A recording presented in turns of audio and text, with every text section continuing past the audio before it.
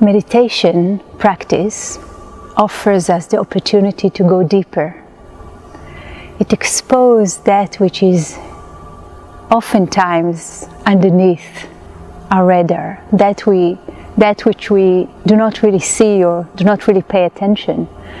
And actually, it may, often it does, jail us.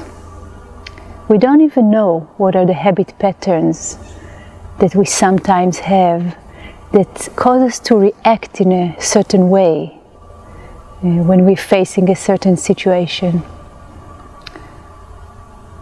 So there is a saying by Viktor Frankl that this space between the stimulus and the response, such a powerful space, within it lies our power and our wisdom and our liberation, our freedom lies there. So as human beings, sometimes we know, but oftentimes we have no clue as to what are the patterns that are running our show, so to speak, and actually deprive us from our power and from our freedom. A meditation retreat is a wonderful opportunity to say yes to life, to say yes to that which can free our mind and hearts. It's a wonderful opportunity to go deeper.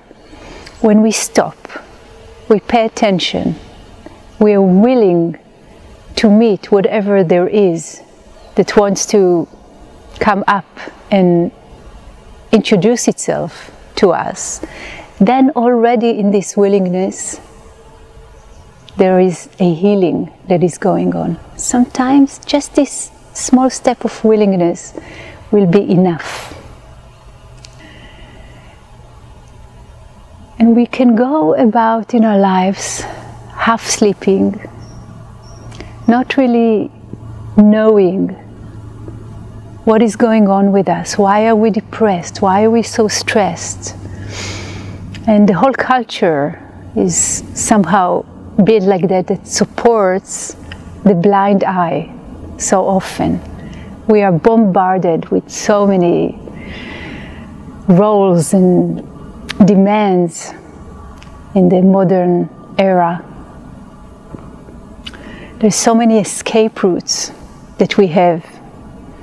Facebook, mobiles, food, so many addictions that we can fall into. But the root of all of those is the same.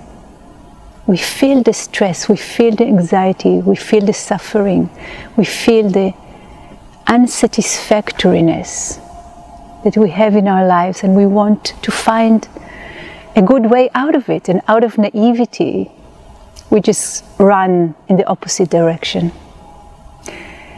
A meditation practice enables us to finally do something different about it. When we really agree to change something in our lives so we will be happier, so the world will benefit from it, sometimes the small little first step is to say, yes, I agree. I want to stop. I want to look deeper. I want to step away from addictive habit patterns. So when we talk about compassion, often people have this view that compassion is something that belongs to others, that are maybe better than who they are, that are maybe more kind or more good in their hearts. And it's totally not like that. Compassion is a potential that lies within the hearts and minds of each and every one of us.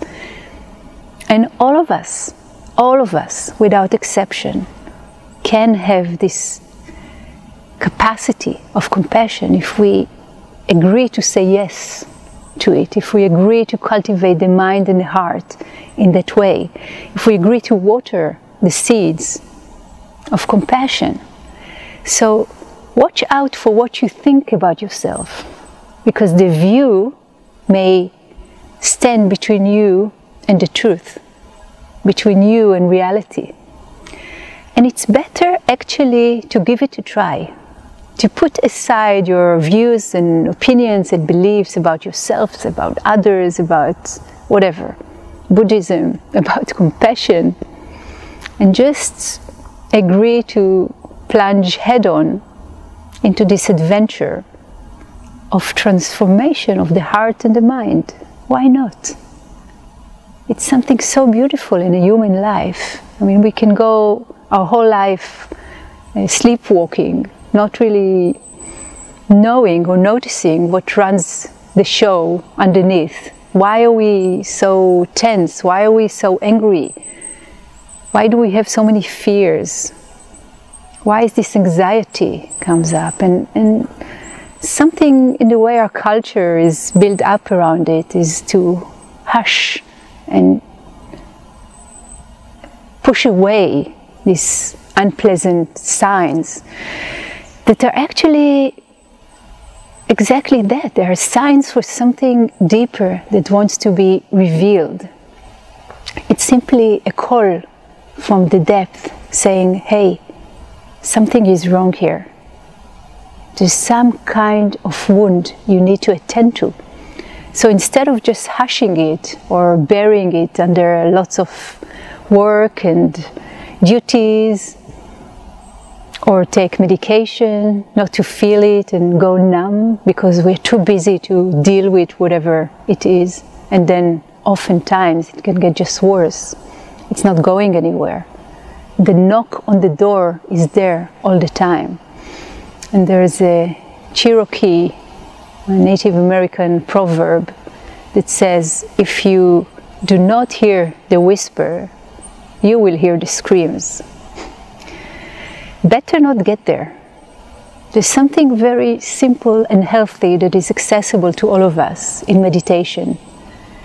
It's actually simply about stopping and be willing to take a good look and meet whatever there is that wants to arise and show itself to us.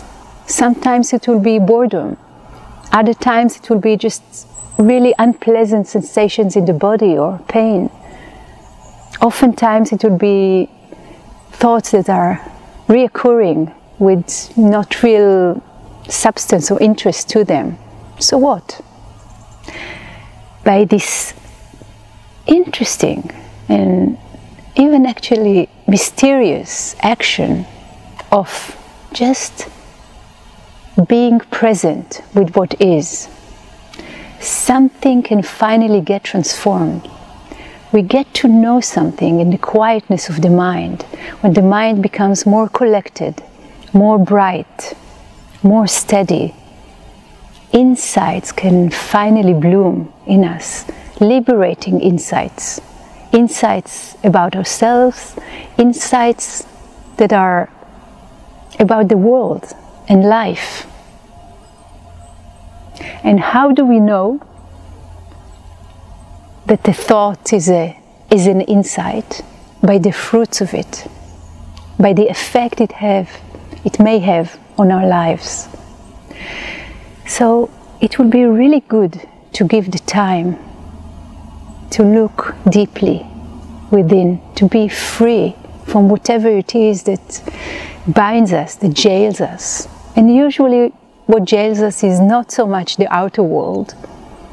Usually, mostly, it's our inner habits and tendencies that we mistakenly taking them to be truth or to be ourselves or to be this is reality, this is life, this is how it is. We have the power to change, and not just change, to transform.